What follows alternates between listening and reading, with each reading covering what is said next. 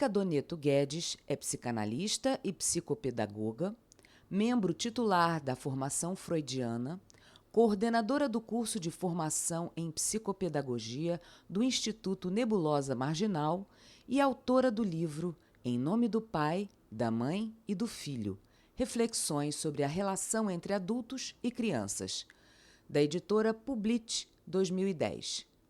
Coordenadora editorial do livro Pais Não Nascem Prontos, Construindo Caminhos para o Desafio de Educar, da editora Literare, 2022, e organizadora do livro que acaba de ser lançado pela INM Editora, Pais Não Nascem Prontos, Adolescentes. E no episódio de hoje, o psicanalista Sérgio Gomes entrevista a psicanalista Mônica Doneto Guedes. Olá, o Nebulosa Café tem o prazer de receber hoje Mônica Doneto Guedes. A Mônica Doneto está lançando pela INM Editora o livro Pais Não Nascem Prontos, Adolescentes. A gente sabe muito bem que a adolescência é um período de muita mudança e de muitas vivências e de muitas experiências. E eu acho que essa conversa com a Mônica Doneto vai ser justamente para ela explicar um pouquinho para a gente a ideia de que foi esse livro. Deixa eu apresentar para vocês quem é a Mônica Doneto. Mônica é psicanalista, membro titular e coordenadora da Clínica da Formação Freudiana, no Rio de Janeiro, membro diretivo da Clínica Aprendere, graduada em Pedagogia pela Universidade Santa Úrsula, coordenadora da formação em Psicopedagogia no Instituto Nebulosa Marginal, pós-graduada em Psicopedagogia pelo CEPERJ e pelo Espaço Psicopedagógico de Buenos Aires, além de pós-graduada em Teoria Psicanalítica e Prática Clínico-Institucional pela Universidade Veiga de Almeida. A Mônica já publicou outros livros e é autora, dentre outros, de Em Nome do Pai, da Mãe e do Filho, Reflexões sobre a Relação entre Adultos e Crianças, de 2010, coautora do livro Primeira Infância 2, de 2021, coautora do livro Mães, também de 2021, e coordenadora editorial e coautora do livro Pais Não Nascem Prontos, Construindo Caminhos para o Desafio de Educar, pela Literary Books.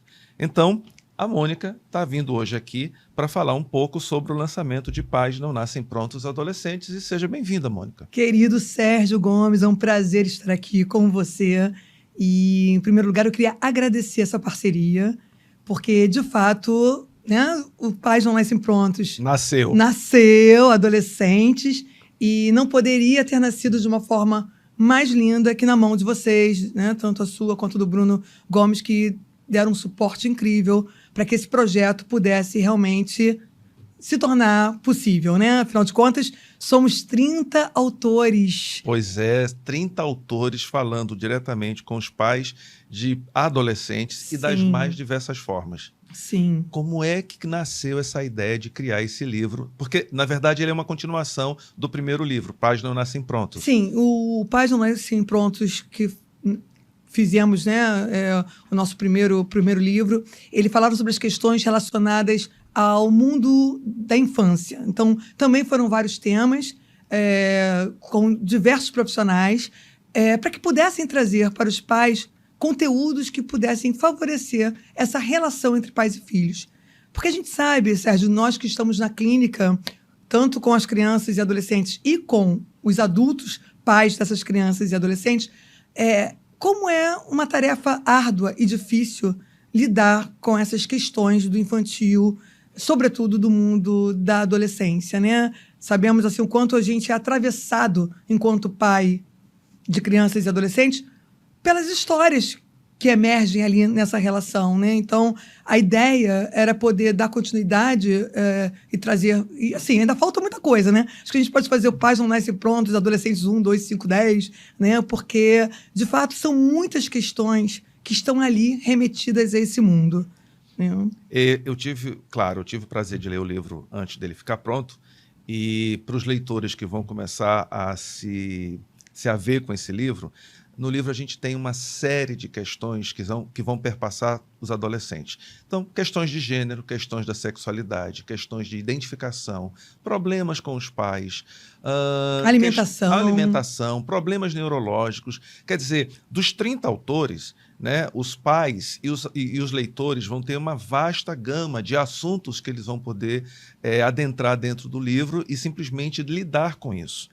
Como é que foi essa escolha dos profissionais? Como é que foi a ideia de criar esse livro? Porque eu não sei se você imaginou, primeiro contactar as pessoas para falar dos temas, por conta dos temas que estão aqui nesse livro. 30 temas diferentes, né? A Mônica, para quem não sabe, ela tem um capítulo que eu achei bem interessante, onde ela escreve a personagem que ela cria escreve uma carta para os pais.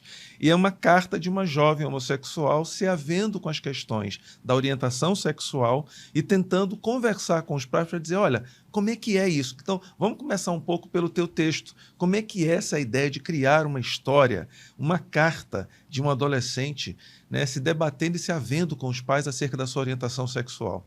A sexualidade e a homossexualidade é um tema que é muito caro. Assim, eu amo esse tema, apesar de não ser o meu objeto hoje de estudo. Hoje eu estou muito voltada para a questão da maternidade, da gravidez, das heranças transgeracionais, né? E é um pouco o motivo pela qual, inclusive, os livros nascem, né? Eu acredito muito no quanto a dificuldade da gente entender os filhos, muitas vezes, passa porque a gente está ali muito misturado naquela experiência e revivendo a nossa infância ou a nossa adolescência. Mas a questão da sexualidade, da homossexualidade feminina, ela vem atravessando a minha clínica ao longo desses anos. E eu vi nascer, eu posso dizer que eu vi nascer, ao longo da minha trajetória, o quanto a questão da sexualidade feminina, por ser uma sexualidade fluida, começa a aparecer, né, com mais abertura, né, nessas jovens que chegam até o meu consultório ao longo desses anos. Então, a carta ali, né, representa, né, todas essas meninas que, de alguma forma, tiveram que se haver com a sua sexualidade, com as suas experiências, independente, né, da questão da orientação sexual, mas o quanto falavam dessa fluidez da sexualidade feminina. Então, essa carta é um agradecimento a essas meninas que me fizeram estudar, pesquisar.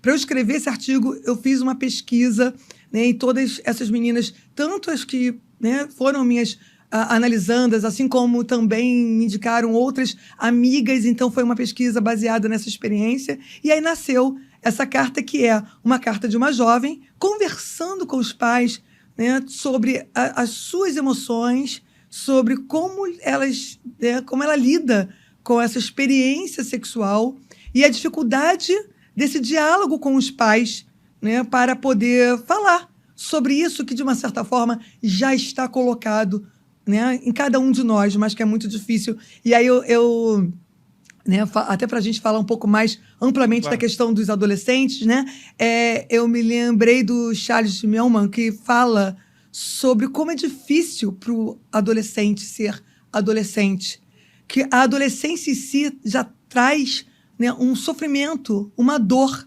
Então, ele diz que a adolescência é quase sinônimo de dor, porque, na verdade, esse jovem, ele, ao entrar na puberdade, como Freud nos ensinou lá nos 3 ensaios, né, que há uma coincidência da puberdade com a adolescência, então há uma questão biológica, né, tá ali no corpo a marca, né, dessa nova fase, só que o mundo não aceita isso, né, porque estaria remetida à ideia da sexualidade. Então, socialmente, eu tenho um corpo, mas biologicamente eu tenho um corpo, e socialmente não me é permitido viver essa sexualidade.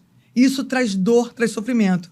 Então, ele vai ter um desdobramento que eu gosto muito, né, que é a questão de por que as autoridades caem, né, porque as autoridades não representam, as autoridades não permitem esse adolescente, independente da sua orientação sexual, poder exercer, né, a sua sexualidade. E aí começam todos os outros desdobramentos em relação ao fato de se tornar um adolescente. E aí eu penso que o livro vai falar muito disso. Cada um dos nossos autores, porque temos aqui, né, Sérgio, promotores de justiça, médico, nutricionista, psicomotricista, psicólogos, psicanalistas, pedagogos, psicopedagogos, artistas. Isso. Cada um, né? Cada um de nós tentando traduzir, né, como é essa experimentação, essa experiência de ser um adolescente e o quanto cada um de nós pode interpretar.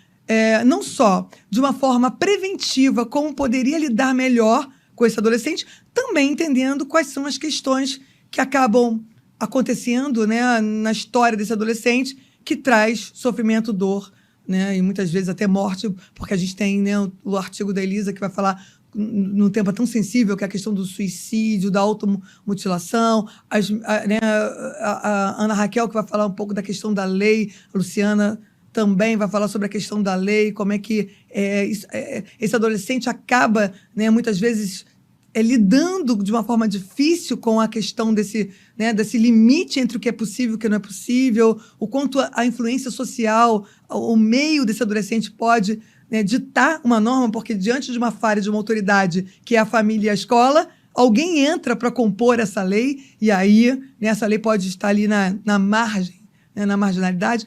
Então, é muito interessante pensar tudo isso, né? E engraçado, porque a adolescência é um mundo, na verdade, de grandes descobertas. Então, eu estava lembrando que durante o livro, não só a Fernanda Palermo, até talvez eu também tinha falado sobre isso, que como assim não existia a criança, também não existia o adolescente. Sim. Então, o adolescente de ontem, por exemplo, o adolescente que eu e você provavelmente fomos, não é o mesmo adolescente que a gente tem hoje aqui, por exemplo, na clínica, nas nossas casas, com pais e mães. Então, eu estava vindo para cá para fazer a gravação do programa, e aí eu coloquei uma música dos anos de 1984, e aí eu fiz uma viagem a 84. Em 84 eu tinha 14, 15 anos. E aí eu comecei a lembrar de algumas coisas da minha adolescência. E aí, como eu estava com a cabeça para vir para cá, para a gente conversar hoje, eu disse assim, gente, não é a mesma adolescência. Mas não é mesmo. Mudou. Existe alguma coisa que é básico do adolescente. A tentativa de estabelecer limite. Todo adolescente precisa de limite. Mas, na tua opinião, o que é que mudou de lá para cá? Do adolescente que nós éramos para o adolescente que hoje a gente tem? Tem alguma diferença? Não tem diferença? Eu tenho uma percepção sobre isso, mas eu queria te ouvir um pouco sobre isso. Assim, pensando um pouco a partir até do que eu estava trazendo, né, com relação... Assim, a base é o adolescente está lidando com as mudanças, né, biológicas e orgânicas que o coloca numa outra dimensão de vida. E aí, ao entrar nessa nova dimensão, ele vai encontrar, né, a família, a escola, a sociedade. E hoje ele encontra uma outra questão que a Fernanda Guedes vai falar, né, da questão da tecnologia, Isso. dos atravessamentos que hoje esse jovem tem. Esse jovem, hoje, diferente, né, da nossa época, né, ele consegue, né, acessar uma série de outros conteúdos, outros grupos. Ele consegue acessar, né, um modo de viver que nós não tínhamos. Nós estávamos limitados, né, a um programa de televisão, ao que as músicas tentavam traduzir, né, aquele grupo ali da vizinhança, ao grupo escolar, aos limites que a família colocava. Então, hoje não, né? Hoje ele tem aí, né, uma abertura muito grande, que muitas vezes, né, o favorece, porque ele começa a entender assim, nossa, peraí, né? Tem um igual ali, aqui. Ele consegue, né? Imagina, né? Conhecer culturas diferentes. Ele consegue fazer comparações. Eles têm acesso a coisas que nós não tínhamos. Que nós não tínhamos, né? O Charles Millman vai falar que, por exemplo, na África, existe alguns lugares onde a questão, né, da sexualidade é permitida, a ponto que os jovens eles adentram as florestas e fazem experimentações sexuais antes mesmo do casamento, o que não é permitido na nossa cultura. Aqui no Ocidente não é permitido, mas esse jovem é capaz de entender que existe uma possibilidade, que aquilo que ele sente, ao menos tem um lugar, mesmo que ele não possa, né, lidar com isso da mesma forma. Então, eu penso que essa abertura toda faz com que esse adolescente de hoje não seja igual ao adolescente criado lá no século XVIII, XIX, e que permeou aí o século XX, né? enfim. E tem uma outra questão. Quando a gente fala de adolescentes, eu acho que tem uns 3 ou 4 temas aqui no livro, entre tantos, que me chamou a atenção. Primeiro, as questões das identificações. Então, nessa época, anos 80, 90, a gente tinha uma adolescência que é diferente do adolescente dos anos 2020, que é essa década que a gente está vivendo. Então, por exemplo, questões ligadas à sexualidade, a feminismo, o feminino, questões ligadas à negritude, a gente não via modelos identificatórios e os adolescentes não viam modelos identificatórios com os quais eles pudessem estabelecer aí uma identidade e pudessem simplesmente viver determinadas coisas. Então, por exemplo, o poder feminino, a questão do jovem negro aparecer na televisão, o do jovem de comunidade, as questões ligadas a gays e lésbicas, até também dos transexuais, né, femininos e masculinos. Quer dizer, isso não era uma realidade e quando isso era visto, por exemplo, na TV, era caricato. Sim. Né? Então, o preconceito, a discriminação que esses jovens muito provavelmente viviam, estava lá colocado naquela década de 80, 90, até início dos anos 2000. A gente mudou um pouco sobre isso. E eu acho interessante que tem textos no livro que vão tratar exatamente sobre isso. Das questões ligadas à negritude, a questão também da tecnologia, que é uma outra coisa que eu queria chamar a atenção em relação ao livro.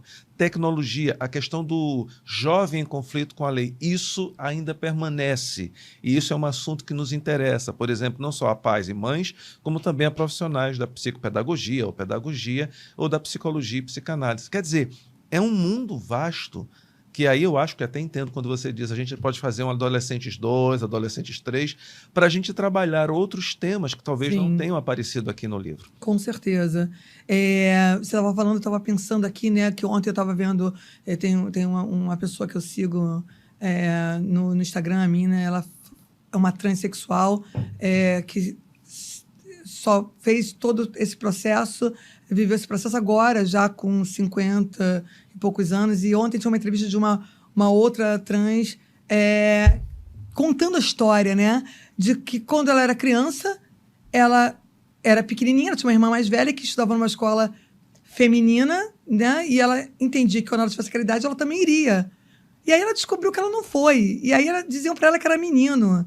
E ela viveu a vida toda com aquela dor, casou, teve 2 filhos, e aí, diante de um sofrimento grande há poucos anos, pouco antes da pandemia, perto da pandemia, ela diz que ela não ia morrer sem poder, né, dar conta dessa experiência, que só parece muito recente, né? Então, assim, imagina quantas crianças tiveram dores, né, em relação à questão, né, da raça, do credo, da orientação sexual, né, com relação, né, ao modo de pensar a vida, e não tinha onde se espelhar, porque não se tinha onde ver, não se podia falar. Tudo isso é muito novo, né, muito recente.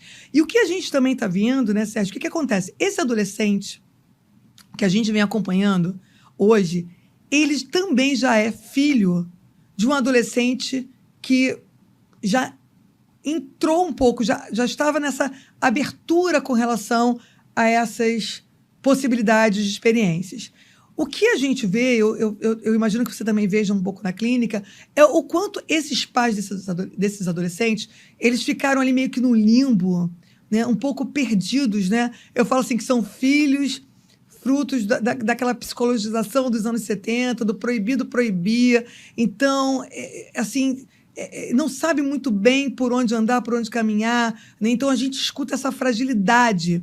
Então, eu penso que a gente está vivendo aí uma fase onde esses filhos desses pós-adolescentes, né, estão sofrendo muito por conta de uma imaturidade desses pais. Então, acho que essa é uma questão importante. Acho que esses pais, eles também estão um pouco perdidos em relação a todas essas aberturas que lhe foi permitida, mas não foi muito organizada, muito orientada, né? Então, assim, eu vejo que a gente precisa falar muito com esse pai e com essa mãe que faz ali uma simetria, muitas vezes, com esse adolescente. A gente sabe que para todos nós que somos pais, hoje eu tenho filhos adultos, né? A gente sabe que, né, a adolescência do filho mexe com a nossa, né, com a nossa constituição. Né? Se até então, enquanto pais de crianças, a gente se sentia jovem, quando os filhos crescem e entram nesse mundo, por isso que é tão difícil lidar com a sexualidade do filho, opa, né? Se esse filho está crescendo e se tornando uma pessoa exuberante, um cara bonito, né? E uma mulher bonita, e assim, o que eu estou me tornando? Então, peraí, vamos segurar aqui esse jovem, vamos tentar, né? Ou, né, o inverso disso, que é, eu não quero envelhecer, vou me tornar uma amiga, vou me tornar um amigo, um brother, e, né, não faço a passagem, né? Não vou assim, né, tentando esticar mais o meu envelhecimento e, ao mesmo tempo, né, não consigo transitar muito bem nessa posição, né, dessa autoridade, da figura materna, da figura paterna. A gente também, né, tem aí o Gabriel, que faz um artigo que, assim, é brilhante. O Gabriel é um artista, né, é alguém da área, né, do design, não é um psicanalista, né? Sim, mas o texto construído, dele é muito legal. mas é um psicanalista construído, né? Então escreve ele com a sensibilidade que ele tem sobre essa questão do quanto faz falta essa, né, figura, né, que dá ali o suporte. Você fala isso também, né, no seu artigo, sobre a questão do posicionamento, né, da necessidade de ter essa figura que faça essa sustentação dentro de um lugar de potência, né? Você podia até falar um pouquinho sobre isso. A ideia foi justamente isso. Quando eu entendi o livro, quer dizer, eu primeiro cheguei, a gente conversou, para quem não sabe, os bastidores do livro. Tem uma história aí muito legal. A Mônica entra em contato para a gente produzir esse livro e começa a contar. Não, tem uma história anterior, né, que eu preciso falar aqui. Tá, então ok, tudo bem. Sérgio Gomes foi meu psicanalista, foi uma pessoa importante num momento importante da minha vida. E, enfim, né, então, assim, um carinho enorme pelo lugar que ele ocupou, né? Que você ocupa ainda, porque a gente sabe que fica aqui, né, os lugares dos nossos analistas, marcado não só na nossa experiência enquanto analisanda, mas também no nosso lugar de analista. E então começa por aí, né? E eu fui lá, né, assim, será que ele aceita ser meu editor? Até para fazer a reedição do meu livro, né? Sim, sim. Pais, em nome do pai e da mãe do filho, que é um outro projeto que está por aí. Mas será que o Sérgio vai aceitar? E aí o Sérgio veio aí com a proposta, de repente, da gente, e aí fomos construindo esse caminho, né? E aí a gente se encontra para bater um papo, a Mônica começa a trazer as ideias dela para o primeiro livro, né, Em Nome do Pai, da Mãe, enfim, e depois ela fala desse livro. E aí os meus olhos brilharam, por quê? Porque a sua proposta foi dizer o seguinte, é uma conversa com os pais. Como você falou agora há pouco, os pais entram na adolescência junto com os filhos e, como o próprio nome do livro já diz, eles não estão preparados para serem pais de adolescentes com a quantidade de coisas que os adolescentes trazem. Então, vamos lá. A gente tem escolha profissional, a gente tem as questões da sexualidade, tem as questões da autoridade. Aí você começa a modificar o seu corpo, você começa a ter um estranhamento com o seu corpo, você vai ter que lidar com isso. Aí você não vai até os seus pais para falar sobre isso, você procura os amigos. Aí você tem a questão da violência, da delinquência, das questões que você vai driblar a lei. Os pais ficam enlouquecidos. Então, como a gente também é clínico, quando essa coisa chega no consultório, a gente põe a mão na cabeça e diz, meu Deus, eu tenho que fazer o quê? Eu tenho que trabalhar com os pais, eu tenho que aconselhar esses pais, eu tenho que começar a trabalhar com os pais para ver em que eu posso ajudá-los, além dos próprios adolescentes. Então, a Mônica traz essa ideia, mas também ela diz assim, bom, não é um livro de psicologia, nem é um livro de psicanálise.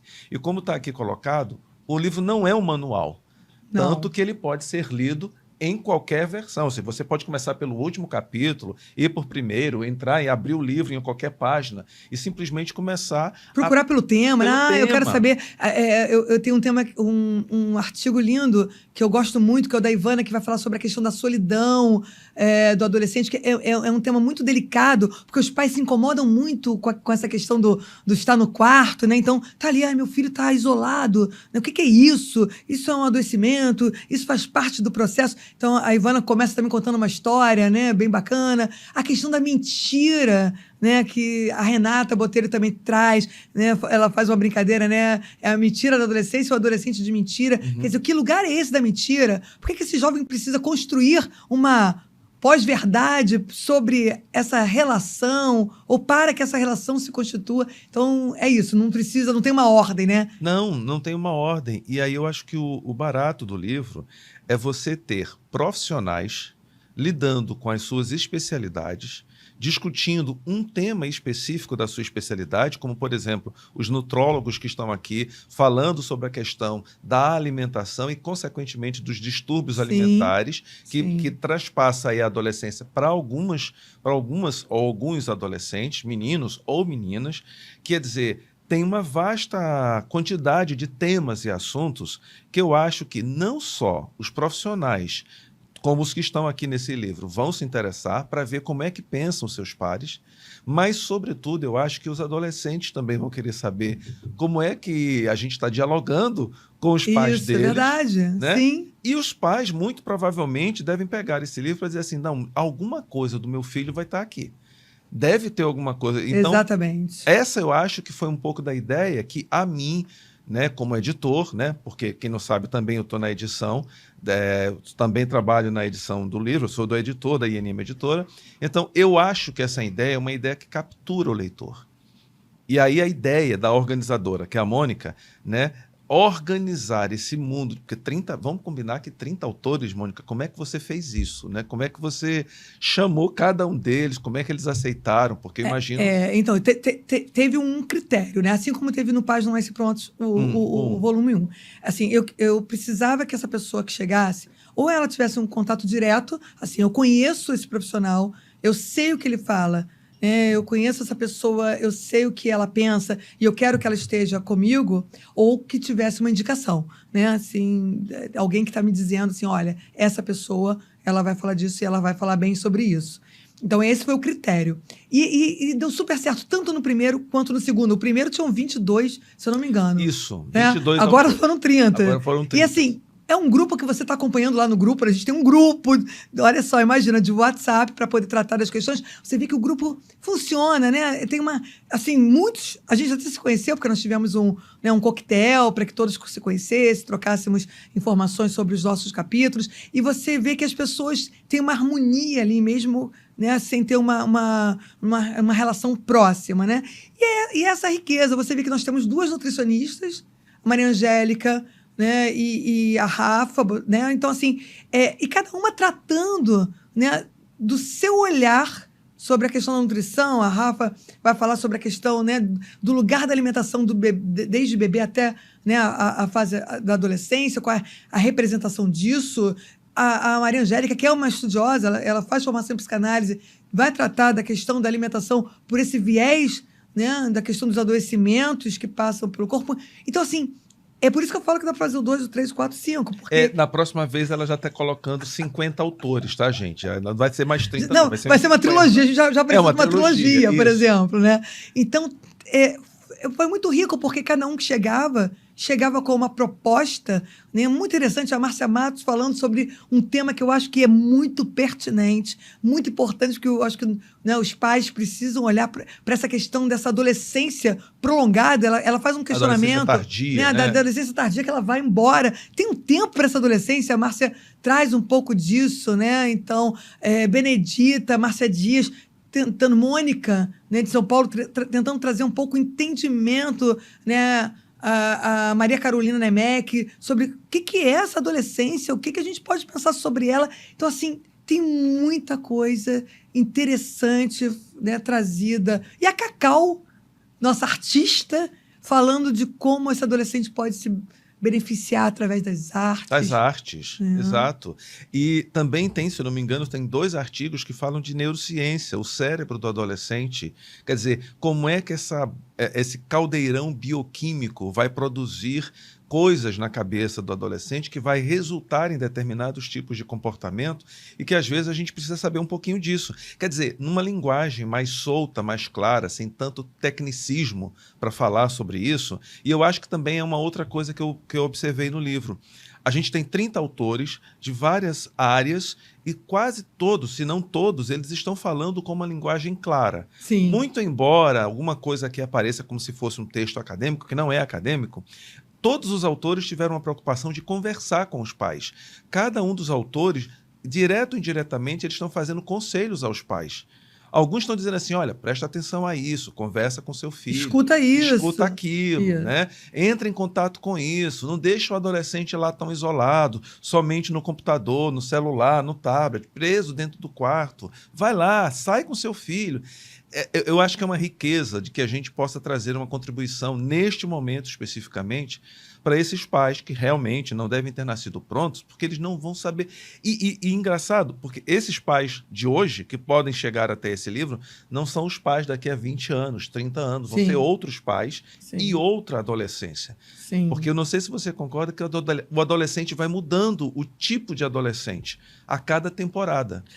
Ao mesmo tempo, é muito interessante, porque a gente vê que as dores... Aliás, tem uma pesquisa maravilhosa de uma professora doutora da Universidade Federal de Minas Gerais, e eu agora esqueci o nome, mas amanhã eu vou lembrar e falar lá no a gente amanhã tem o Cine Nebulosa, até estava preparando o material do Cine Nebulosa amanhã, não sei se esse não vai ser passado antes, né, o nosso videocast, mas enfim, né, quem não viu, depois vai lá e vê a gravação, porque vai ser muito legal.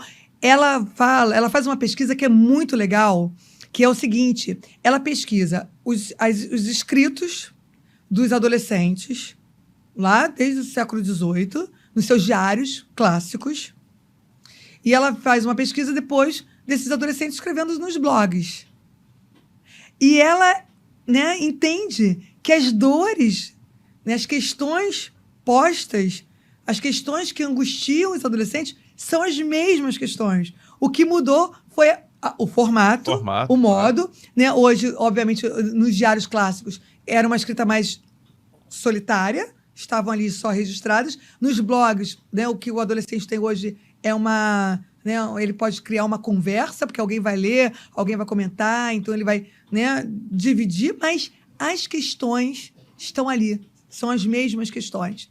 Né? Então, por isso que ele é um livro que é atual, mas, ao mesmo tempo, ele também é um clássico, porque as questões que permeiam se mantêm ali. Né? Então, a gente vai ter o Eduardo falando sobre as questões das drogas, que é um tema que, nossa, né, nunca sai de moda, né? Tá sempre ali permeando por que esse adolescente é tão vulnerável, o que ele quer. Então, tá o Eduardo.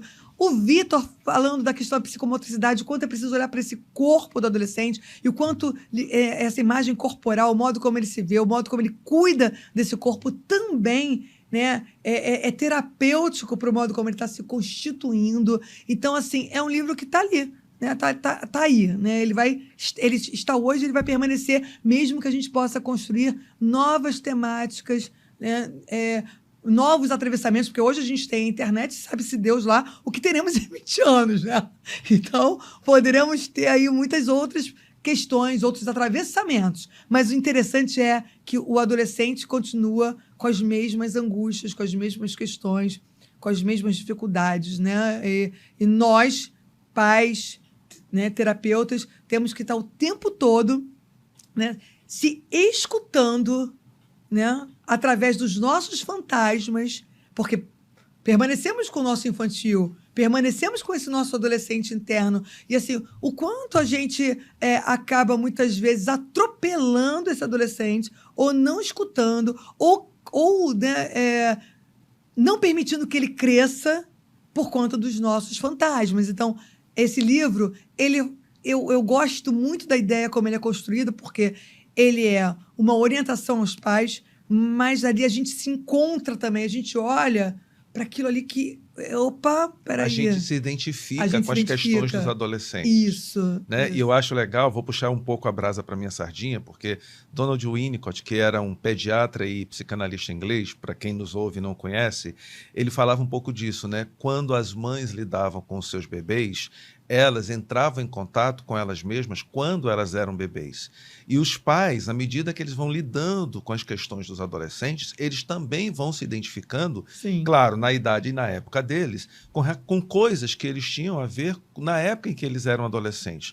os conflitos diversos, não somente sexualidade, gênero, mas as questões das drogas, as questões das compulsões, a dificuldade, por exemplo, da educação, de ter que passar o ano todo estudando e ter notas para mostrar aos pais, enfim. A questão da escolha profissional, que a Vânia vai falar e a Tanise vai falar do projeto de vida, que são aspectos complexos, né, de serem trabalhados. O Felipe Nazaré, que fala da questão da religiosidade, né? Da transcendência, o quanto isso é importante, né, para o jovem, né, e a gente precisa escutar, e é interessante, porque também é uma questão que a gente acompanha, né, como eles se interessam muitas vezes para essa questão da espiritualidade, nessa fase buscam, né, essa coisa do religar, de buscar talvez algo que possa, de uma certa forma, dar um contorno, né, e amenizar essa culpa que emerge em função, né, desse desencontro, muitas vezes, com essas figuras paternas que, durante um tempo, foram endeusados, né? Eu gosto de um exemplo, que eu sempre falo muito isso nas palestras que eu faço para pais, né, de um modo geral, que assim, né, a criança ela olha para os pais como a gente olha um outdoor passando na rua. A gente vê aquela imagem íntegra, né? Você olha, tem lá uma propaganda, você vê um carro, você vê um apartamento. Só que quando a gente vai se aproximando, se a gente olhar de pertinho esse outdoor, você vai vendo o quê? Que tem uma colagem, muitas vezes não está bem feita, tem uns rasguinhos. Então, é como o adolescente começa a ver, ele começa a se aproximar desses pais, né? Ele já não é mais uma criança, ele olha e fala assim, meu pai não é aquele super-herói que eu pensei, ele erra, ele falou aquilo, ele fez aquilo. Eu vi ele, né, conversando com uma pessoa, meu pai mente. E aí ele começa a entender assim, opa, meu pai não é um super-herói. E agora? Né? Como é isso? Aí vão aparecer as questões dos grupos, né, da identidade, que também sempre foi uma questão. Né? Ter um grupo, não ter um grupo. Acho que é a Maria Carolina Nemec que vai falar né, da questão do bullying. Do bullying, estava lembrando disso. Do bullying, que é uma temática que também, né, criou-se o nome e se colocou uma lente de aumento para essa questão, mas sempre aconteceu, sempre esteve presente, só que talvez não, a escola não olhava muito para isso, as famílias banalizavam um pouco, é uma questão da idade, e hoje a gente olha para isso, né, não só para aquele que pratica o bullying, mas aquele que se coloca no lugar do sofrimento, de estar calado, silenciado. Quer dizer, por que está acontecendo com esse jovem? Qual é a nossa parte também, enquanto pais, né, em relação a isso? Então, tem muito tema, né, bacana nesse livro para que a gente possa escutar. Nós, profissionais, né, que lidamos com muitas dessas temáticas, né, a gente que leu todo o livro, né, quanta coisa a gente falou, nossa, é verdade, é importante. A gente se surpreende. A gente se surpreende. Né? Porque eu não tinha pensado, legal. Por exemplo, as questões das nutrólogas com as questões que elas trazem aqui com relação à alimentação. Né? Cadê o brócolis que estava aqui? Né? Diz uma das autoras em um dos capítulos do livro. Né? Adolescente comendo brócolis, gente, como é que é isso? Né? Quantidade. Só para falar um pouco disso, eu não fui um adolescente que foi criado ou cresceu na cultura do McDonald's. Mas a gente não pode impedir que os adolescentes não vão em bando para um McDonald's da vida, como para um Bob's ou qualquer outro fast food, porque isso faz parte. Qual é o sentido disso, além da comida, né? Exatamente, porque tem uma questão de grupo, de identidade, que é uma coisa que está acontecendo também. Quer dizer, e fora isso, eu acho que é uma questão também importante aqui, a escolha profissional. Porque eu acho que é uma das coisas mais vis que a gente faz ao adolescente, se a gente está falando de uma idade onde eles não têm maturidade suficiente para fazer isso, por outro lado, a gente exige que escolha a profissão que você vai viver o resto da sua vida. Sim. Como é que eu vou fazer uma coisa dessa? Eu não sei o que é a vida, eu ainda não entrei na vida, você está dizendo que eu não sou adulto, também não sou mais criança, porque tem isso. O adolescente, ele sai da infância e precisa fazer um luto. Ele tem que fazer um luto daquele lugar de brincadeira. É o que aparece, por exemplo, em Toy Story 3, né, que o personagem menino, né, ele está se livrando dos bonecos e aí ele simplesmente vai ter que dar um destino para aqueles bonecos. Ou Red, Crescer uma Fera, que é o filme que a gente vai debater. A gente vai debater amanhã, porque isso aqui está sendo gravado, mas, na verdade, a gente fez isso no dia 4 de 4 de agosto, exatamente. A agosto. gente está fazendo isso no dia 4 de agosto. Quer dizer, a gente se debater com aquele filme que eu acho que é um primor. Sim. Né? Porque a gente está vendo uma adolescente, uma pré-adolescente de 13 anos, que está mudando o corpo e ela não sabe o que fazer com aquele corpo. E aí... Ela não sabe, não é permitido a ela fazer. Não. Isso é muito importante, que eu acho que é a grande questão da família. A família não permite, ela não fala, ela esconde, né? Ela não, a questão da sexualidade como um tabu ainda hoje, em 2023, diante de tudo que a gente está vivendo, inteligência artificial, e a gente ainda olha para a sexualidade como algo do tipo, não. E sem falar que no filme Red tem uma coisa que é importantíssima, que são as questões transgeracionais. Que a gente... Com certeza. Né, que alguma coisa que ficou de uma geração que vai ser resolvida na geração seguinte. E como tirar isso da cripta? Como desencriptar tudo isso e levar isso para a discussão. E eu acho que esse livro tem um pouco isso, né? Assim, eu acho que cabe a todos nós, profissionais, independente das nossas áreas, acho que é um dever, né? A gente sair dos nossos consultórios, palcos, escritórios, e também poder oferecer, né, através da nossa palavra, os recursos para que eles possam entender um pouco essas questões. Né? A Denise Ferreira vai falar também um pouco sobre isso, né? Sobre como é que né? Esse entendimento sobre uma fase que, num certo sentido, nós passamos, mas parece que esquecemos, né? Então, assim, precisamos relembrar. Precisamos provocar esse pai, né, na hora que ele se conecta ali com aquele texto, poder fazer, né, inferências a respeito também de quem ele foi, como ele foi, o que ele pensou, por que ele fez. Né? É muito interessante, porque assim, todos nós, em algum momento, fizemos um rompimento com as nossas famílias e fomos buscar, né, as identificações na família dos amigos, né? Amigos. O pai do amigo é mais legal, a mãe é mais descolada. Por quê? Por que a mãe do outro é mais descolada? Porque a mãe do outro fala sobre sexualidade. Ela vai perguntar sobre coisas que a minha mãe não fala. Então, lá eu posso ser um pouco mais aquilo que aqui não me permitem ser. Então, assim, né, eu acho que essa é a nossa proposta, poder, de alguma forma, fazer com que os pais se conectem também com esse adolescente que eles foram para poder escutar melhor esses adolescentes que eles têm em casa ou que eles vão ter, né? Porque eu acho bem legal também que os pais das crianças possam ter acesso, porque eles vão entender que muitas das questões que permeiam a adolescência, né, tem né, a sua raiz, né, nessas primeiras relações dessa criança com esses pais, como fala o Gabriel, né, lá, né, a questão, como você vai falar sobre a questão, né, da função materna, enfim, né? E tem interessante isso, né, porque ao ler o livro, eu acho que eu fiz um pouco de uma viagem também, né? Pensando como filho, mas também pensando como pai, como mãe, como avô, avó, tio. Quer dizer, tem um assunto aí que é da família. A gente está falando de uma questão que é da família. Porque o adolescente não só tem um pai e uma mãe, mas tem um irmão, tem uma tia, tem uma avó, tem um vizinho, tem um amigo. E que todos esses assuntos ventilados no livro vão estar o tempo todo circulando entre os adolescentes. Sim. E os pais, provavelmente, eles têm uma certa dificuldade de entrar em contato, por exemplo, com outros pais, para dizer assim, mas seu filho faz isso? Seu filho faz aquilo? Olha, meu filho está com isso. E aí eles não têm lugar de fala para poder fazer isso.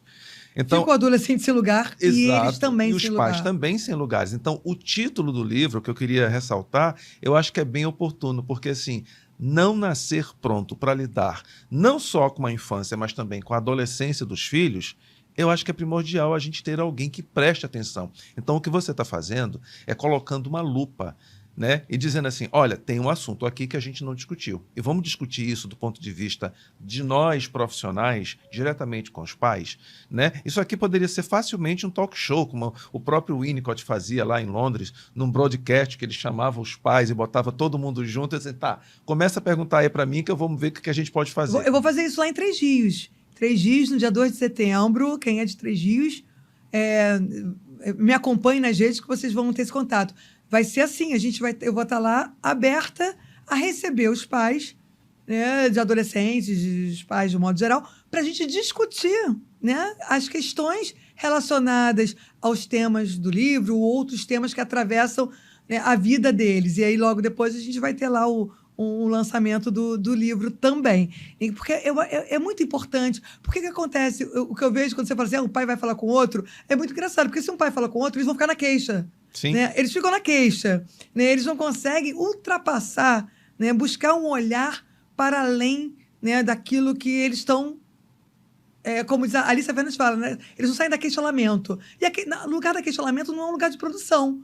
Né? E assim, a proposta do livro é que, através dos artigos, esses temas possam ser discutidos.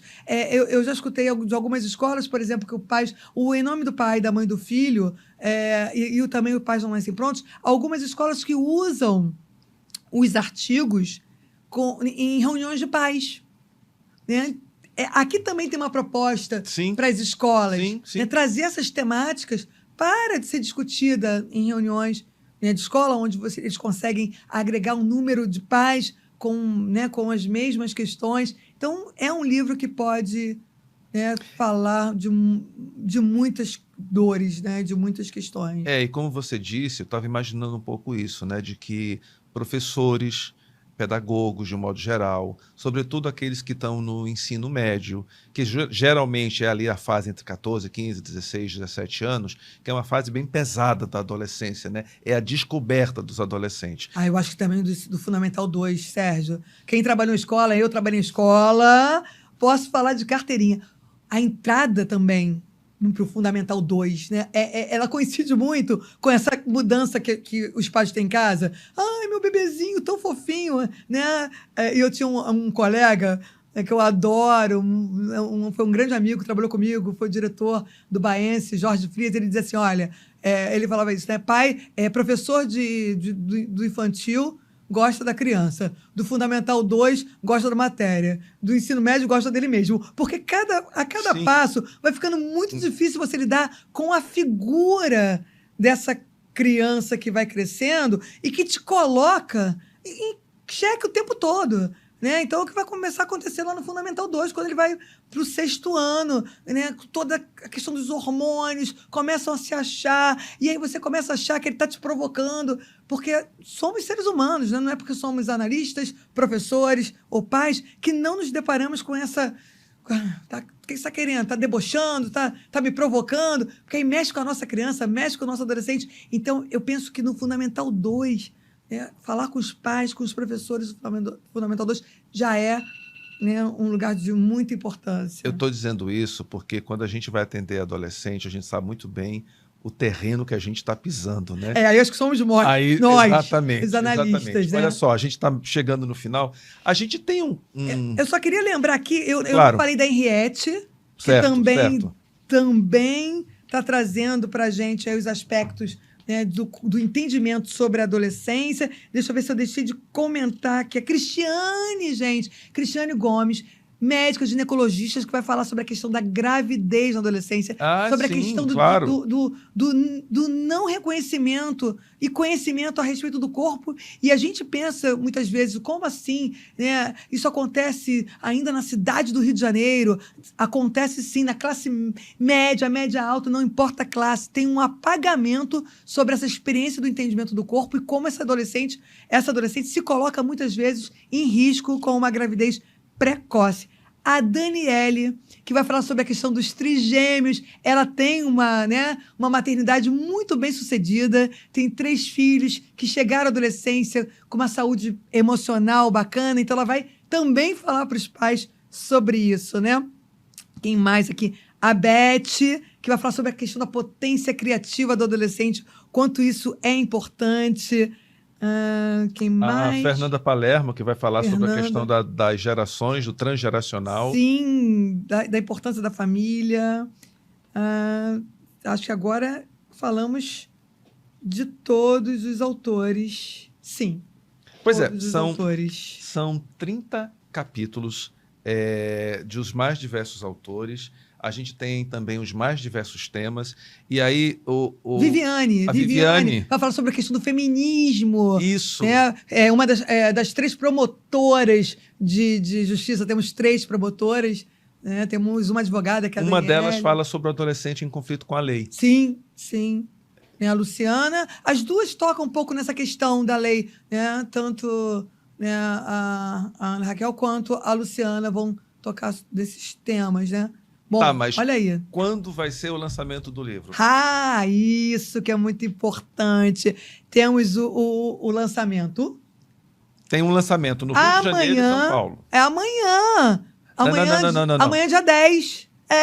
Amanhã é dia 10. O Bruno tá dando cola ali pra gente, Tá Sérgio. bom, ok. Dia 10 de agosto, estaremos aqui no Rio de Janeiro, na Livraria da Travessa da Barra da Tijuca, né? No dia 20 de agosto, estaremos na Cultura em São Paulo. O horário é que começa às 15, né? 15 aqui no horas. Rio Aqui começa às 18h30 e vamos até às 22h. Isso. Estaremos lá para receber vocês, para brindarmos juntos. Em São Paulo, das 15 às 19, de 15 às 19. E faremos um tour pelo Nordeste. Acompanhe, né? Pode acompanhar lá o @Mônica Doneto e também o INM Editora. INM Editora, porque estaremos falando dos lançamentos.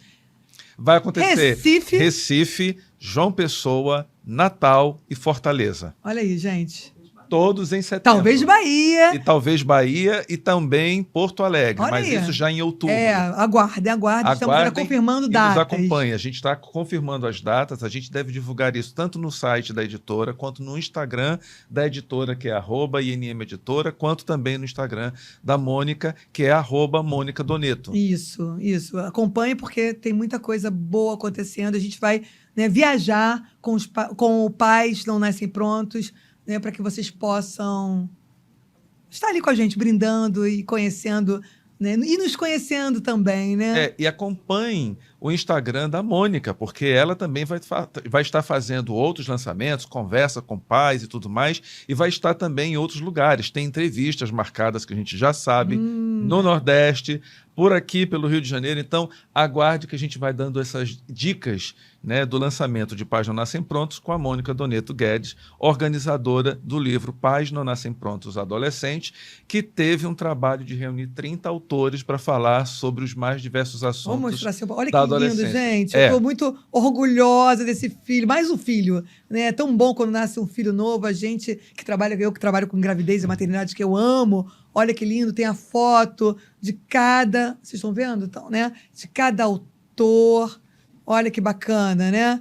Tá muito lindo, assim. Aliás, preciso parabenizar a INM Editora, representada pelo Bruno, por você, Sérgio, que realmente foram impecáveis no acompanhamento de todo o processo.